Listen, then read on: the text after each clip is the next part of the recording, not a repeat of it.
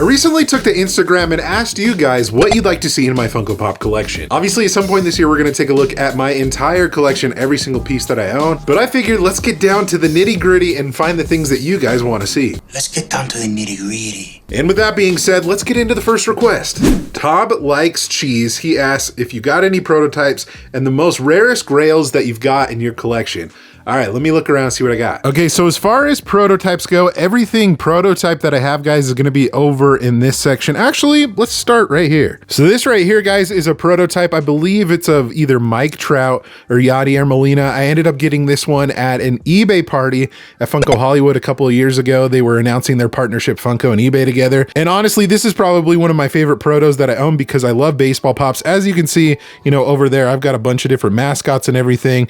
And then I also have a bunch that's behind me as well. But yeah, as far as how I got this one, guys, I think I ended up playing like a game where you toss like a baseball through like one of those little like cutout hole things. So I was jazzed to add that to the collection. So that's one of the prototypes that I own. This one right here is kind of an unusual one. I ended up getting this one from a charity whatnot auction. I believe it was one of the Ed Asner Family Foundation ones. And this is a Bugs Bunny Dorbs Proto. I think this came in a 2-pack with like Yosemite Sam or something like that. But yeah, I only have one Dorbs Proto in my entire collection, and it's this guy right here. And the next one, guys, I ended up getting from that shelf right here. It is this that I've kind of pieced together. I have the Spider-Man meme pointing 2-pack. There we go. Now it's wanting to focus. So one of the halves, I can't remember specifically which one I ended up getting at FunCon, which I believe was during the pandemic. It was kind of like a celebration at Funko Hollywood. And I ended up playing cornhole and I got this one of the prototypes. And then the other one that I got, I ended up finding from a seller on Facebook Marketplace. And lo and behold, I got both of the red prototypes of the Spider-Man versus Spider-Man 2-pack. Mr. Woo for you 5 asks all of my SpongeBob Pops. Actually, I think I've got a couple behind here.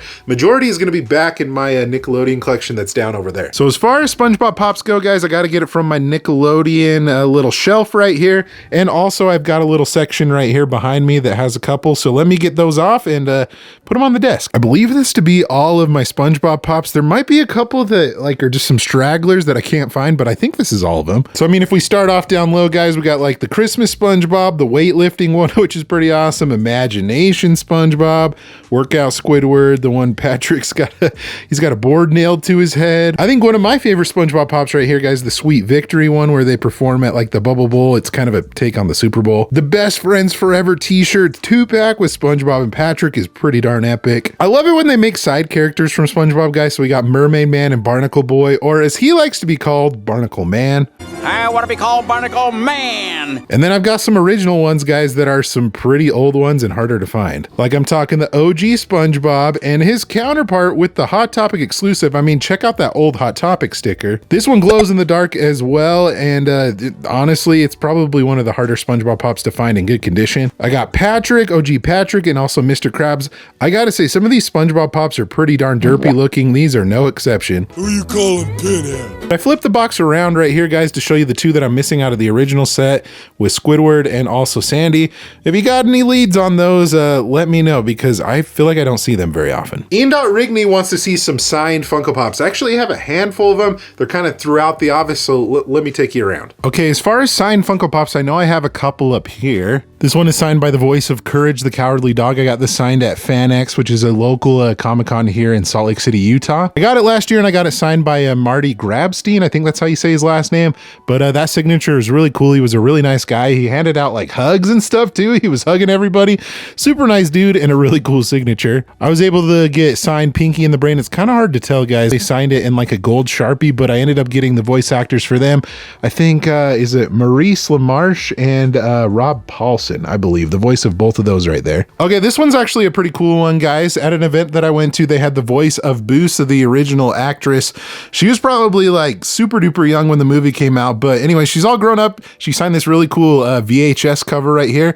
And I gotta say, there's something about like the pink, like Sharpie marker or whatever, the paint pens that come out really well on like the Funko Pop windows when they're signed. Okay, I almost completely forgot about this one, guys, but I had to move some things around. I have a pop that is signed by Dan Castellaneta, who is the voice of Homer Simpson, so he signed a King Homer. Sorry about my messy desk, guys, but I have a pop signed by the voice of Carl, Ed Asner, the late great Ed Asner. It's got a really cool quote on there. It's a little bit hard to read, but either way, it's really cool to have a Funko Pop signed by, you know, a legend and an Asner. And then I think these are my final ones, guys. Some of my favorites. I ended up meeting a majority of the cast of The Sandlot because the movie was actually filmed here in Utah, but I got Smalls and also Ham. Both of these signed at a minor league baseball game in Salt Lake City, you know, a couple of years ago.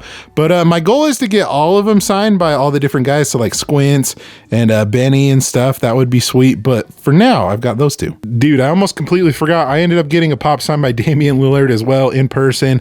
He played his college ball here, guys, at a college that's in Ogden, Utah, Weber State University. Came for a signing last year, and yeah, I got this bad boy signed in red before he got traded to the Milwaukee Bucks. So I forgot about that one, even though that's probably one of my favorites. Funko_Mhead asks, heaviest Funko Pops in your collection? Okay, that's an interesting one. For the heaviest pops in my collection, guys, I got out the scales so we can kind of prove which one is the heaviest. I think what I'm going to do, because obviously, you know, there's like 10-inch pops and 6-inch pops that are going to be weighing a lot. I think I'm going to stick to ones that are in like the normal size boxes. So I think I'm going to maybe pick like 5 or so, and we're going to weigh them and see which one's the heaviest. So here are the 5 random pops that I chose, guys. I tried to go with things that I know are a little bit heavier. I mean, there's probably other things in my collection that are probably a little bit, you know, heavier in weight and everything than these guys, but these are the 5 that I chose. I got Eduardo from Foster's.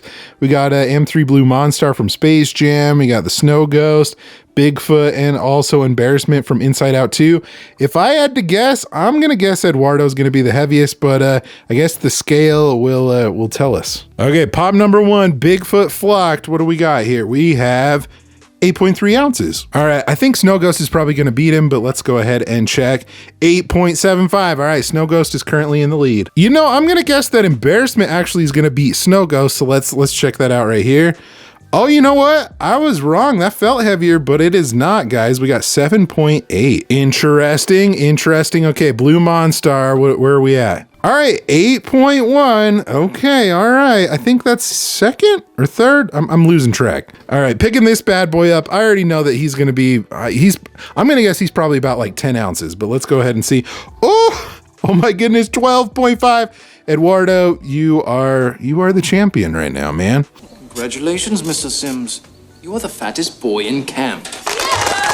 Get down! The _Minty_collectors__ asks older pops, early day pops.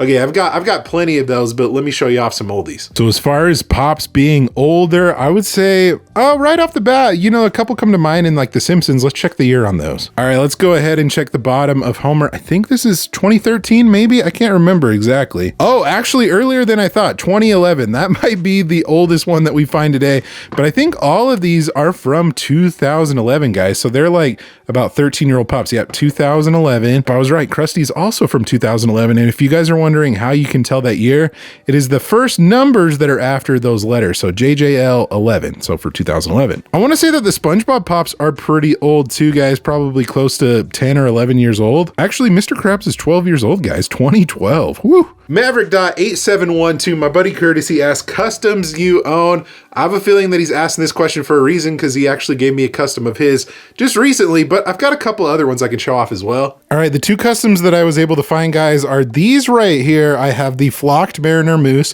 which is a really cool one, and this is actually like custom flocked, like they did it themselves. I want to say it was Queen Bee Customs, and this is probably one of my favorite overall customs that I've ever gotten, and next to this guy, of course. But I've got the custom Bloody Kratos. This is from my buddy Curtis. He's a local collector here in Utah, one of my good buddies, and he did this, I think, a while back. He even signed it on the front right there, but that is definitely a really cool one. I'm surprised that there's not any more like Bloody Kratos pops that are out there that's just like a normal pop. And I think my other exclusive that I have, guys, is that little tiny Blacklight Homer soda that's up there. LA_Nestor_ asks, your most expensive Funko Pop. Well, this is actually just recently changed, so this is a little bit different. As far as most expensive goes, guys, I mean, I recently had a pop that was worth $2,700 in my collection that I ended up selling actually recently. It was the glow-in-the-dark holographic Freddy Anakin Skywalker. So that was my most expensive pop, and we're down a little bit now. But I think what takes the title now, guys, are going to be some of my original Simpsons pops. So I think Bart Simpson's at like $660. Original Homer's about $500. Marge is a pretty solid one, and I think about 480 bucks. Krusty's not too far behind, guys, at 440. And Simpsons Pops aside, guys, this Knuckles Pop right here, the original Knuckles, I think is around like a $350 pop. Francisco_Lopez_Pimentel, the Toy Story 2-pack, Chicago Comic-Con and Entertainment Expo. So C2E2 Toy Story 2-pack, yes, I've got that. I guess I could show it off. As far as the Woody and Buzz Lightyear 2-pack, guys, from C2E2, here they are. I even have the official C2E2 sticker because I was able to attend the convention. But this 2-pack is freaking awesome, guys. You got Woody and Buzz playing some video games. I think it's really cool. A detail that I just noticed is that Woody actually has, Buzz, excuse me, has Andy on his foot right there. So that is pretty awesome and a pretty epic 2-pack. Dizzerlock asked to see some Freddy Funko. Oh, absolutely. I got plenty of Freddys. So a lot of my different Freddy Funko Pops, guys, are going to be over here. I've got a good amount of them. They're kind of random, honestly. I showed these off a little bit already when we were talking about rare pops, but some of my favorites would probably have to be Danny Phantom because I love Nickelodeon. This one's pretty awesome, guys. It's a newer one. It's the Freddy Funko Zombie Night, and the glow on that guy's actually really good. Freddy Funko's Eddie Munson is an awesome one, guys. It's a really solid NFT one.